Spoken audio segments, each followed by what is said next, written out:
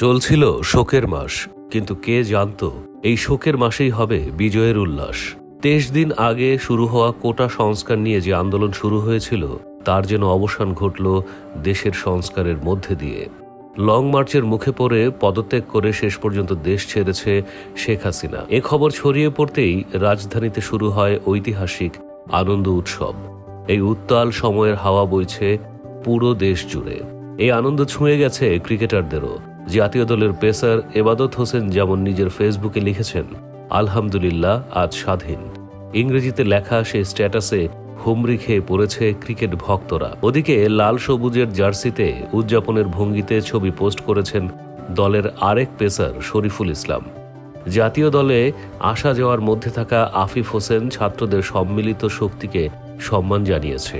Facebook পোস্টে বাংলাদেশের পতাকা ও সেলুটের ইমোজি ব্যবহার করেছেন। জাতীয় দলের অলরাউন্ডার মেহেদী হাসান মিরাজ ফেসবুকে লিখেছেন, আলহামদুলিল্লাহ স্বাধীন। বাংলাদেশ টেস্ট দলের সাবেক অধিনায়ক মমিনুল হকও ফেসবুকে আনন্দ উদযাপন করেছেন। লিখেছেন, বিজয়ের আনন্দে ভাসছে দেশ, আলহামদুলিল্লাহ।